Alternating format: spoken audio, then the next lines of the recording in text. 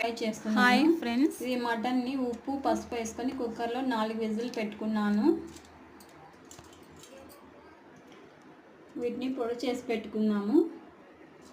దీనికి కావాల్సినటువంటి పదార్థాలు: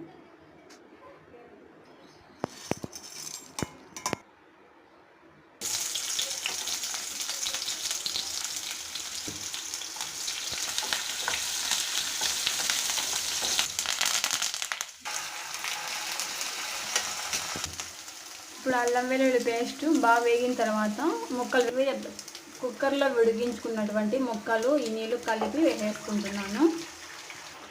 తగినంత కారం, ధనియాల పొడి, మిక్సీ పట్టిన పౌడర్. అప్పుడే ముక్కలలో తక్కువే వేసుకున్నాను నేను, కాబట్టి ఇంకోసారి ఉప్పు వేసుకుంటాను. సింపుల్గా మటన్ కర్రీ ఎంత ఈజీగా రెడీ అయిపోయిందో, చాలా టేస్టీగా ఉంటుంది. మీరు కూడా ట్రై చేయండి.